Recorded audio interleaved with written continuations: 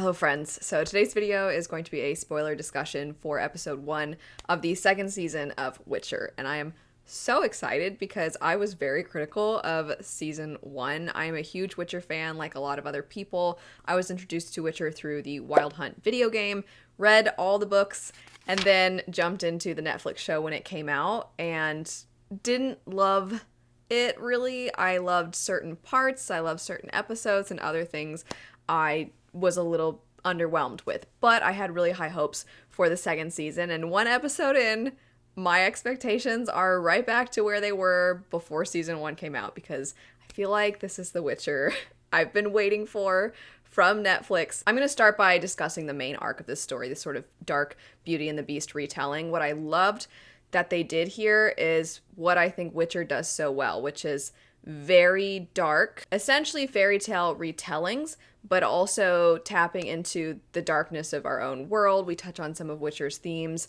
Are these monsters in this fantasy fictional land, are they really more monstrous than humans themselves? I just feel like they executed this fantastically. I'm going to get my one criticism, my one complaint out of the way, which is I don't love how Nivellen looks, but otherwise, I thought that whole arc, they did a fantastic job. I am going to talk about some differences between it and how it's executed in the books, because this is one of the short stories in the short story collections. Overall, they stayed pretty true to the books, but I think they made some changes that I actually think enhanced the story and made it a little bit more heartbreaking, and then also had this reveal and this twist that because of how it's told in the books, we don't really get that as much. So not being as vague and diving into specifics. The biggest thing is Ciri is not in this short story in the books. Geralt and her have not met up yet. So having Ciri here, I was kind of unsure of how they were going to fit her in. And I also thought it was a strange decision to have this particular short story in season 2 instead of season 1. I really wasn't sure how they were going to go about it. I was definitely very skeptical. And I think having the addition of Ciri was a really good decision here because, well, obviously they are together at this point, Geralt and Ciri. But I mean, I think saving this short story to when she could be present, I really liked how we're seeing sort of the loss of innocence, which the poor girl went through it in season 1. But I think her loss of innocence is being even furthered when we see her sort of really connecting to Nivellen and feeling bad for him. She has this compassion for him. There's this great moment where she's saying that she doesn't think he's a monster just because of what he looks like and because he's different, because she's seen human beings being monstrous. And then on top of that, we also see her with the Bruxa, where she has this moment with her, and we get this fury in Ciri, but also this compassion.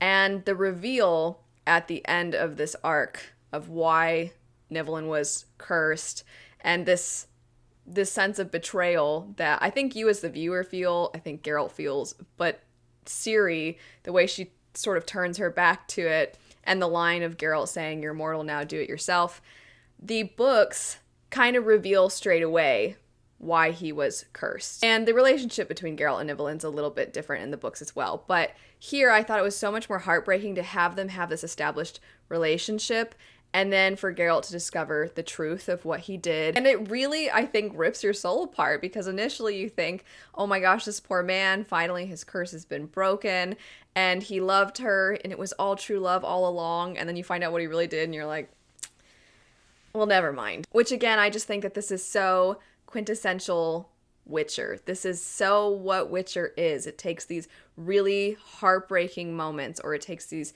tragedies, and it makes you feel so bad for so many different reasons. And then it throws a wrench in things, and then you're forced to kind of confront the feelings that you had before, and then it makes you question. I initially, for a while, was wondering if they were changing this character to make him more likable, so then you would feel really bad when the inevitable happened. And then I started to wonder, are they actually just holding out on us? Are they actually going to reveal this information later? And I really think that was the way to go. I personally, even though I already knew what he actually did, and I had a feeling as soon as he stood up and he faced them, he looked all guilty, I was like, oh, he did it. He did do it.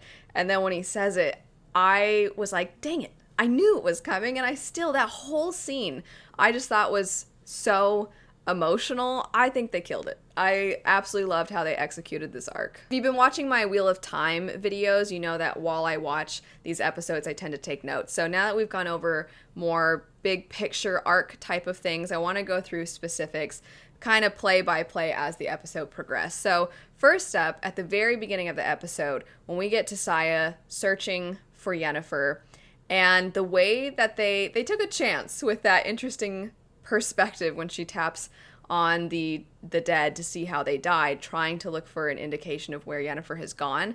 I mean, that's not going to be everybody's cup of tea. I kind of liked it. One thing that I really liked about this entire episode is I almost feel like, and I could be wrong about this, but I almost feel like they're giving little nods to the video game. CD Projekt Red did a fantastic adaptation. So I almost feel like they're recognizing, hey, that's almost like canon to a lot of Witcher fans. So I think that this perspective that she gets looks very video game-like, very much when you are in first-person perspective in a video game. So I actually really liked it. I'm curious if a lot of you liked it or if you didn't really care for how it looked. Jumping ahead a little bit, every time they would show Geralt and Ciri riding Roach through the snow, I just thought it looked really beautiful.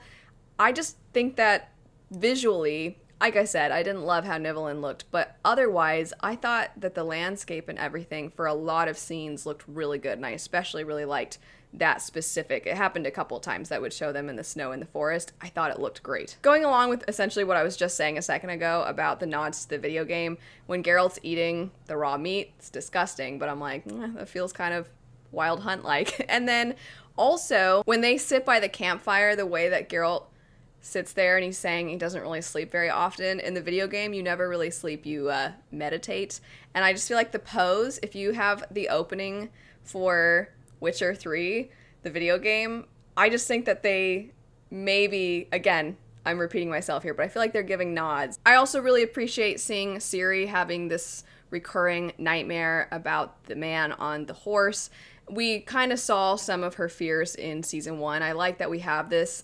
I like that even though there is a recap available for you to watch if you need it, I like that if you decided, nah, I'm just going to jump right in, that they're kind of helping you along, and I think they're doing it pretty organically. There was one time when Geralt is having the drinking game where they're like, are you going to tell her how Witchers actually come into existence, how they give them? And I'm like, all right, that's a little exposition heavy. It's a little, oh, here you go, people watching the show, this is how Witchers are made. It was a little on the nose, but otherwise I think a lot of what they've been doing have been subtle enough. And speaking of subtleties and the drinking game, I really like that detail when they're throwing the knives and Geralt kind of looks like, and then he holds the medallion because the medallion can sense magic. So I really liked that detail. We also get a reminder of the law of surprise. I think that is hands down one of the things that so many people, even if they've played the game, read the books, watched the show, when somebody asks, so how's the law of surprise work? I was kind of confused. It's always like, and then you kind of need a recap because it is a little ambiguous and strange. And I like that we were reminded of how the law of surprise works. Also, this time instead of a nod to the video game, we get a nod to the books when Ciri says, so I'm your destiny, and Geralt says, you're so much more. That's from the books. I do think that the way that transpires in the books is a little bit more meaningful, personally, just because the relationship between Geralt and Ciri is a little bit different in the books, and at this point they have actually met before.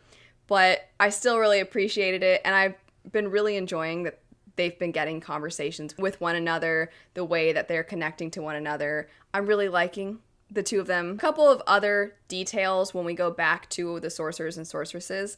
So Triss with her scars, I like that they're making that such a big deal. Obviously, you see her almost dying, and you see the scars on her chest. That is quite a big deal in the books, and I like that they're once again kind of reinforcing something, but I don't think it's super in your face. It's not like, by the way, did you know she was scarred? It's not doing that. It's just showing you people trying to recover from this battle. Also, the part where Vilgefortz says she's not asking for your permission, I feel like that little line captures his character very well. I'm very excited to see what they do with him moving forward. I kind of appreciated that the torture scene it sounded gross, it looked uncomfortable, but it wasn't overly graphic. It was very much establishing that the person was in pain without making the viewer have to sit through a really grotesque torture scene.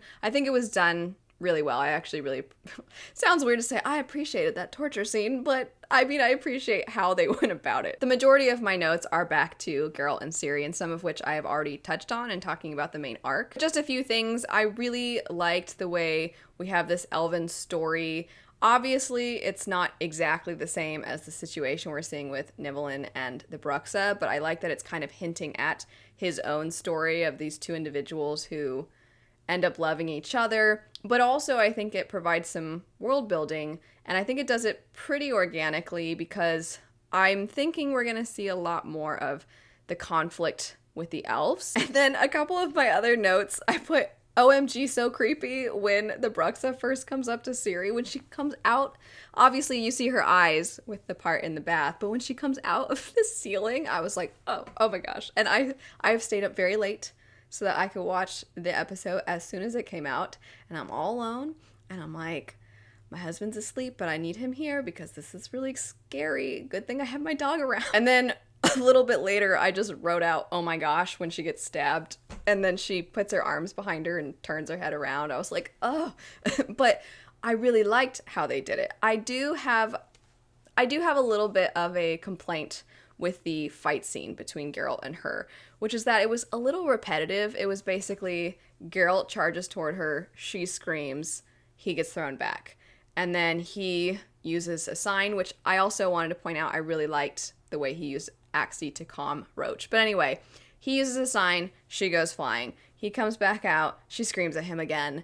And then third time's a charm, he finally makes sure to protect himself, but then he throws her, she goes flying again. And it was, I think it could have been a little better, especially because we did get a couple of really great fight scenes in the first season. So I just kind of wish that one had a little more variety to it. Regardless, I do like that even within this disgusting scene, we also see Ciri and, again, her compassion when she runs to her and she puts her coat over her, and you can see she clearly doesn't want Geralt to harm her. And then there was a quote earlier, but the quote that I think is relevant to the reveal here and just in general, when Ciri says monsters do bad things, and then the Bruxa says people do bad things to everybody. And I'm like, that's Witcher. That's Witcher in a nutshell. I did initially think after we got this scene, I was like, you could shut down this episode right now with Geralt and Ciri walking away, Geralt having that line,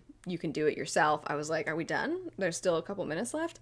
But I really liked Ciri's fear and her vocalizing that to Geralt and this bonding moment between the two of them. I actually did really like that scene. And then when it jumped to Yennefer, I'm like, we're still not done? I thought that one of the two of those other scenes would have been great. But we do kind of have this cliffhanger ending, and I am excited. It was hard for me to not keep watching. I did want to know what was going to happen next.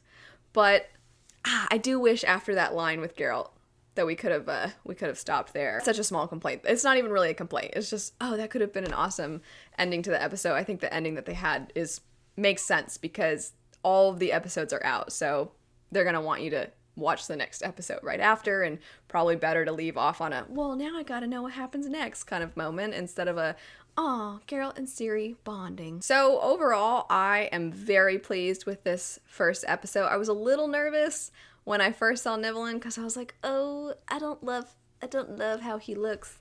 But the actor, I thought, did an amazing job.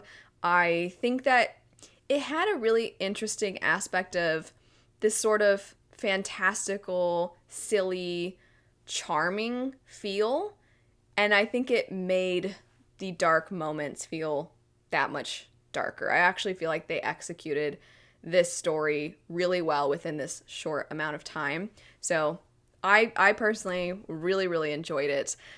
I'm so excited for the next episode. I would love to know your thoughts. What are some things that I didn't point out that you noticed? If you're somebody who's read the books, did you like the way that they adapted this short story? Did you not really like it? But anyway, thanks so much for watching. If you would like to see any more Witcher content, I'll have my Witcher playlist linked down below. I hope you have a lovely rest of your day, and I'll see you all later. Bye.